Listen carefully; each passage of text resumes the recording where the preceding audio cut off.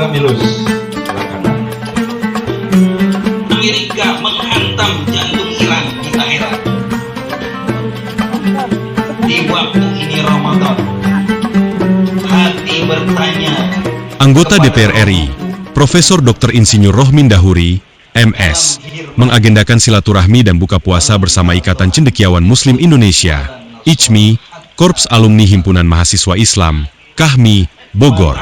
Acara tersebut dijadwalkan berlangsung pada Minggu, 1 Maret 2026, di kediaman Profesor Rohmin di Villa Indah Pajajaran, Kota Bogor.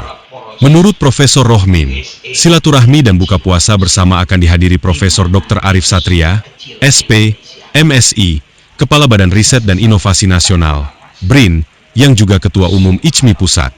Untuk penceramah, Dr. Romo HR Muhammad Syafi'i, SH, MHum, Wakil Menteri Agama Republik Indonesia, jelas Profesor Rohmin yang juga Menteri Kelautan dan Perikanan tahun 2001 hingga 2004. Pakar Kelautan Internasional yang juga menjabat Rektor Universitas UMI Bogor ini, menerangkan, setelah buka puasa bersama dilanjutkan sholat maghrib dan isya berjamaah serta sholat tarawih.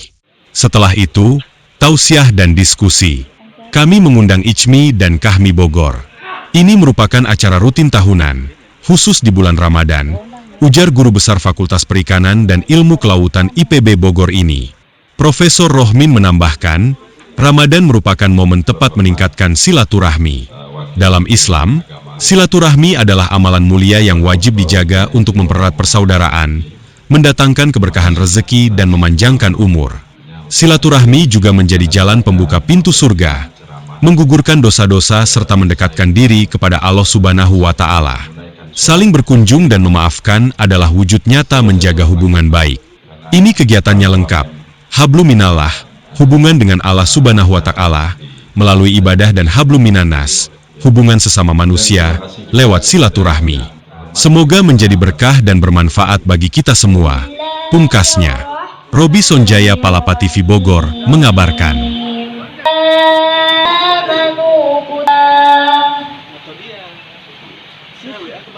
Kutiba alaikumus siyamu kama kutiba alal ladzina min qablikum la'allakum tattaqun. Ayyaman ma'dudat. Kum maridan aw ala safarin fa'iddatun min ayyamin ukhar.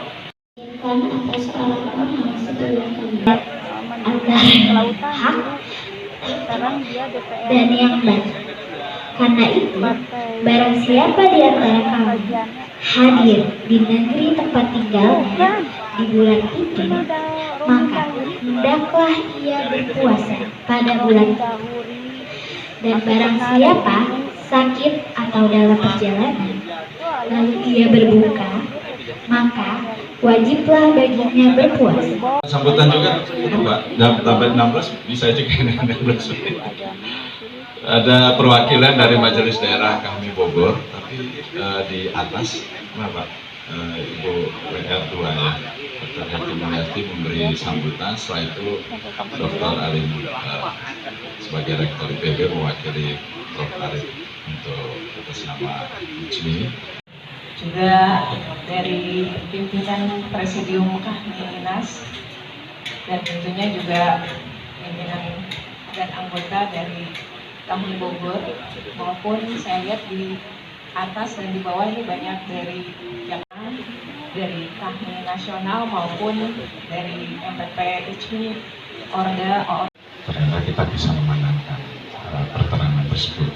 Ini adalah bukti bahwa sebenarnya umat Islam kalau bersatu itu pasti bisa tangguh, bisa risih. Dan yang kedua, saya kira dari hadis Nabi, Asyamu Junnah, salah Bukhari Muslim, puasa itu adalah perisai.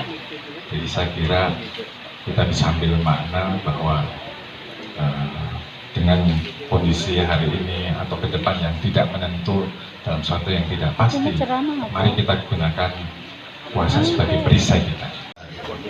Mungkin pertama-tama Saya mengucapkan terima kasih ke Bang Romo yang 3 kali saya WA Prof, takut lupa kita untuk hadir di acara ini karena beliau juga banyak undangan di tempat lain, sehingga bisa hadir di buka bersama pada hari ini di rumah Bang Rohmin. Dalam agama, ternyata sebagian besar Muslim Indonesia itu sekuler. Akar masalah dari negara yang kaya raya dengan sumber alam, sumber manusia, tapi kita masih backward, mungkin karena kita sekuler.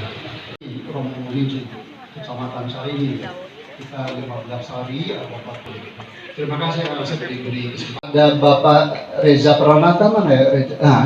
Berdiri Mas Reza ini. Jadi dia ada masih saudara sama Syahrukan gitu, ada Indianya gitu. Pengusaha di bidang tambang dan energi. Yang berikutnya ada Mas Chandra, mana Mas Chandra? Mas Chandra ini menarik mualaf. Jadi dia sahabatnya Ibu Melati, anggota DPR RI dari Gerindra ya. Istri di bidang IT dan perikanan.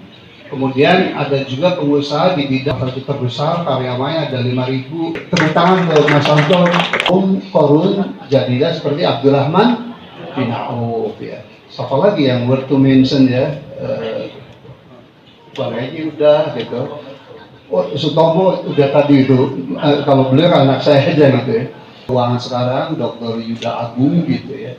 Waktu berikhtiar jadi deputi gubernur, kita sama-sama mengikhtiarkan saya deku mahasiswa dan seluruh hadirin. Oh, ada klaster itu, ada Dr. John di mana ya? Ada Dr. Kusdiantoro mana? Nah, dia kalau saya sebut satu persatu nanti habis waktu ya. Romoya waktu yang terbatas. Yang pertama, saya dan istri Evi terima kasih sekali kepada Kahmi Ichmi.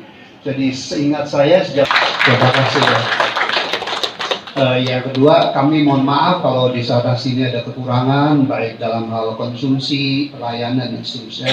Yang ketiga, izinkan hak prerogatif saya selaku tuan rumah itu, yaitu singkat saja Romo, saya ingin mengajak muhasabah gitu. Berikan barokah, berkah yang datangnya dari langit dan bumi. Rakyat yang tadinya tangan di atas menjadi tangan di bawah. Rakyat yang tadinya nobles orang itu karena diberi sepeda, nasi bungkus dan uang 100.000, kedepannya nggak lagi. Begitu kan? Dan ijazahnya sangat kontroversial 2012 nggak akan. Lukman bisa nebak kayak kira-kira berapa? 39.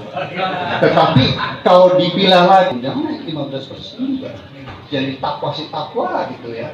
Apa namanya, maksiat jalan terus gitu ya.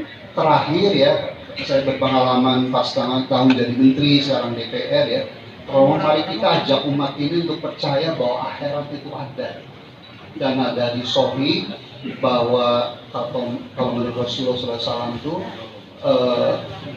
dunia itu, kata beliau, kalau kita celupan jari manis kita di samudera yang paling luas. Gara-gara yang jadi presiden, kalau udah laku. Gara-gara yang jadi menteri, nggak jadi bunuh diri. Dan seterusnya gitu. Jadi sangat takut tuh ada orang yang hanya mengejar dunia, pada meninggal itu kepastian, iya kan? Kullu zaikatul maut, bahwa setiap yang berjalan itu pasti mati. Jadi sesuatu yang pasti itu mati. Dan padahal akhirat itu paling penting, karena tadi sekali lagi kenikmatan Allah di dunia itu hanya 1%, yang 99% itu di akhir, di surga itu. Dan kalau kita mementingkan surga, insya Allah kita akan menjadi muslim yang sehat ya, tidak punya kedengkian, menyingkirkan diri dari jalan dan seterusnya. Dan terakhir Romo nih, ngomong ada Romo nih, saya kok jadi tergelitik yang surat Al-Maidah ayat 44, 45 dan 47 Romo. Tenggalanya aja. A'udzubillahi minasyaitonirrajim. Wa man lam yahkum bima anzalallahu faulaika humul kafirun. So, any person, siapa saja yang memutuskan perkara di dunia, baik perkara ekonomi, perkara umroh, perkara pendidikan, perkara pemilu tidak berdasarkan Islam atau Al-Quran dan Hadis, kata Allah kafir itu. Yang dipasang kakinya dengan trompan rata yang ikut itu Muslim believer, orang korupsi sejati, karena ada juga yang penjara korupsi karena soal politik kan, dan seterusnya. Jadi nggak perlu ada KPK kejaksaan Romo kalau kita kembali ke Islam. Jadi kita berdoa semoga Bapak Presiden dan kita semua bakal forward daripada mencari ke gold office ya, ke kapitalisme. Kenapa nggak ke Al-A'raf ayat 96? Pastikan kebijakan dan program pertama Bapak Prabowo adalah supaya penduduk Indonesia beriman dan bertakwa kepada Tuhan. Lagi kalau kita umat Islam back to Islam secara takwa, tidak sekuler, insya Allah kita menjadi umat negara yang baldatun thayyibatun wa ruhun ghafur. Terima kasih Romo sekali lagi ajarannya. Kalau ada yang benar pasti datangnya dari Allah, kalau yang salah pasti datangnya dari Rohmin Dahuri yang baik. Billahi taufiq wal hidayah. Assalamualaikum warahmatullahi wabarakatuh. Alhamdulillah wa syukurillah wassalatu wassalamu ala rasulillah wa ala alihi wa ashabihi wa mawalah.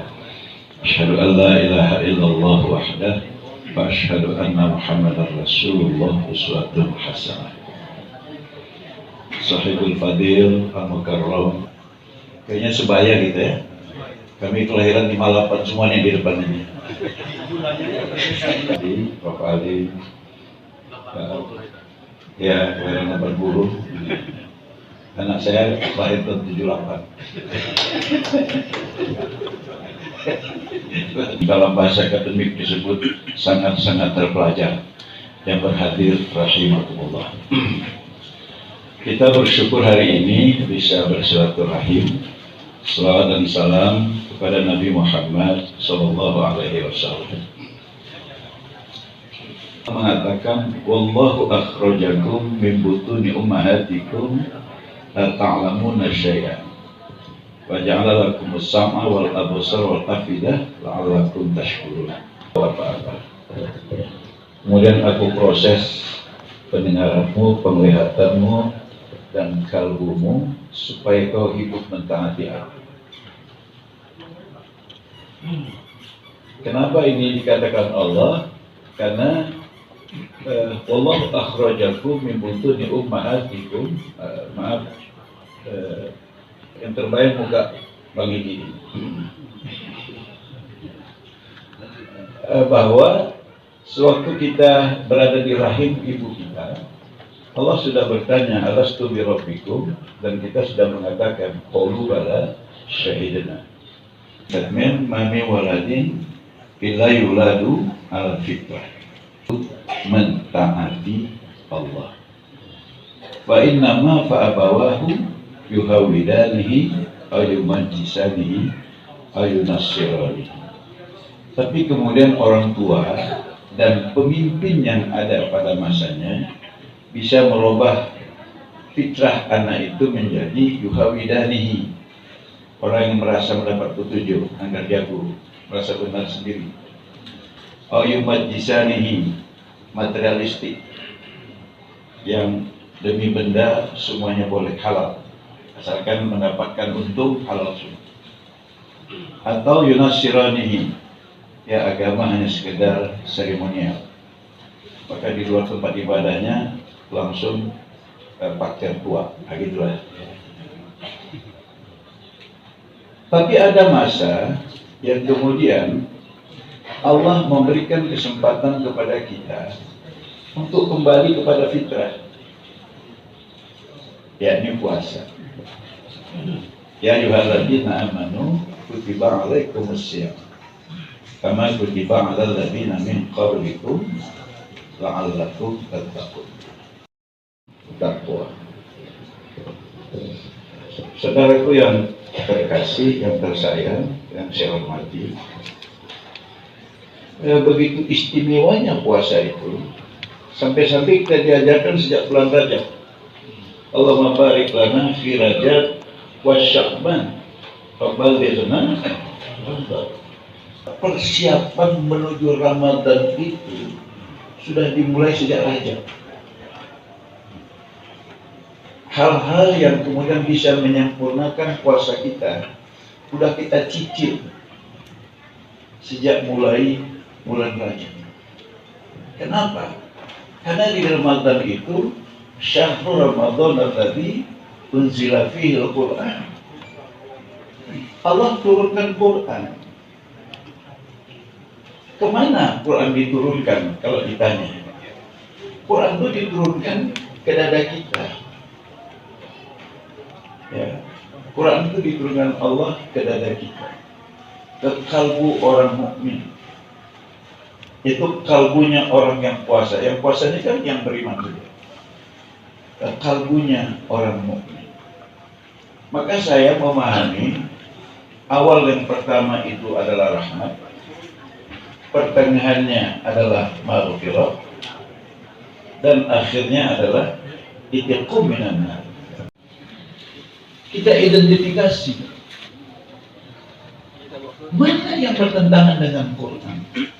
Untuk apa? Menurunkan Quran. Itu pekerjaannya di 10 hari yang pertama. Jujurlah kita mengakui itu. Dan saya melihat ketika saya kemarin umroh di 10 hari pertama itu orang-orang tertentu saya melihat dia tawaf itu tanpa suara, tapi dengan air mata. Dalam hati saya, dia pasti sedang muhasabah. Manja ya. Jadi minta sun kalau keadaan manja ya gitu. Kesempatan perubahannya di 10 hari yang kedua. Berjuanglah. Makanya makin jauh Ramadan, Rasulullah dengan para sahabat makin tekun. Bedakan dengan kita. Di awal rame mulai ditinggalkan. Hilang dong kesempatan ini. Padahal selama ini itu bagian kita, tapi itu melanggar Quran. Di 10 hari kedua, maghfirah, kembali ke jalan Allah. Baru 10 hari yang ketiga, itu pemantapan. Walitukmilul iddah, walitukabbirullaha ala ma hadakum, wala'allakum tashkurun.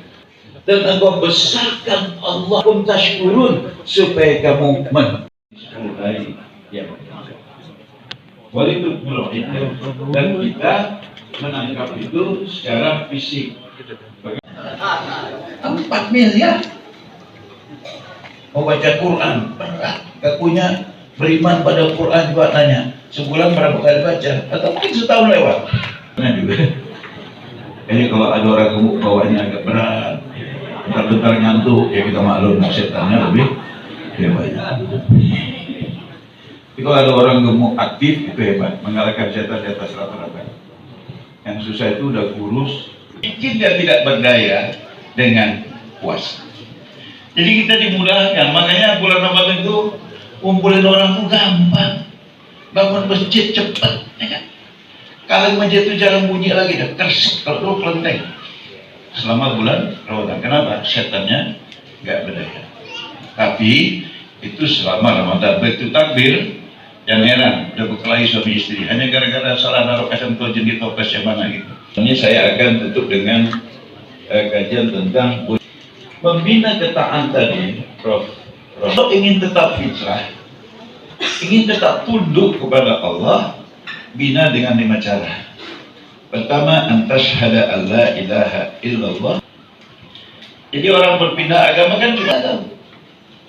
Tapi begitu dia setuju, motif hidupnya hanya karena Allah, tujuan hidupnya hanya ridha Allah. Stabilitas motif inilah Prof. Asep. Ini yang paling berat.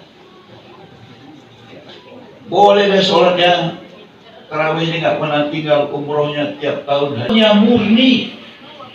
Allah nggak melihat. Innallaha la yanzur ila suwarikum wa la yanzur ila ajsamikum walakin yanzur ila fi qulubikum. Wakil Menteri Agama, yang satu tukang beca. Tujuan bersyakan sholat, rukuk, sujud, Allahu Akbar. Yang lain kecil cuman Allah. Ini susah Bapak Ibu. Jadi orang minta tolong ke saya, dan saya bisa nolong karena jabatan saya. Kemudian ucapan terima kasih, saya tolak itu ucapannya. Saya terima lagi. Ya kan kalau nggak rumah tolong nggak dapat. Ya karena saya tidak, karena saya S1-nya jurusan perburukan. Itu mentalnya mental buruh. Kerja diupahin saja. Saya nggak buruh, saya wamen. Saya nolong dia, masa saya diupahin? Saya ini bukan buruh, saya bilang. Seperti itu. Nah, menjaga motif itu susah, apalagi di rumah. Kemudian keluarga saya bilang, kok bodoh kali sih? Ya kan kita nggak minta, katanya. Kalau dikasih ya terima dong, katanya. Jadi menjaga motif itu memang luar biasa. Ya, Bapak Ibu yang saya hormati.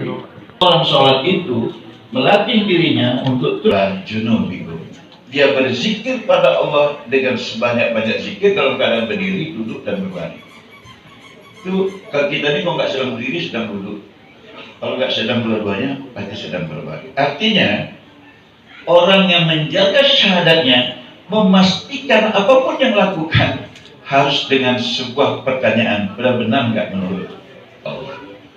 Bahwa zakat itu adalah memberikan sesuatu kenikmatan yang diberikan Allah kepada kita untuk orang lain.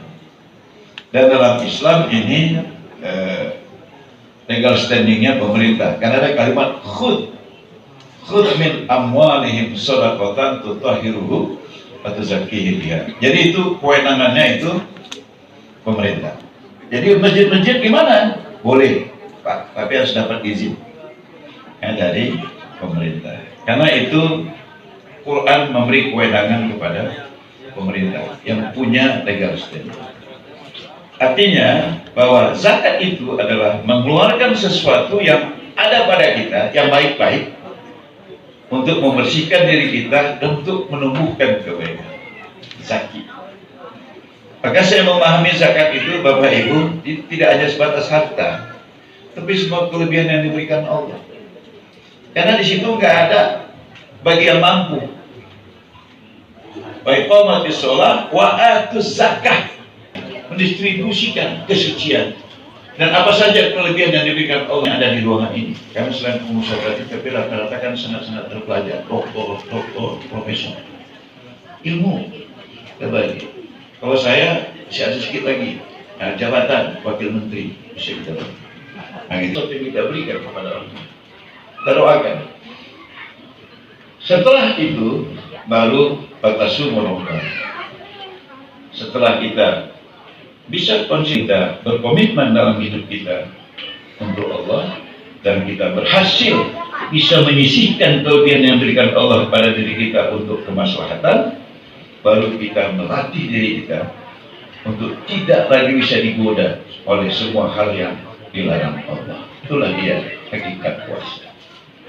Jadi nggak sekedar udah sukses, nggak diganggu tadi berbuka, besok nanti malam sahur, besok berbuka. Dalam bahasa Medan, dah ngarung hebatnya doi.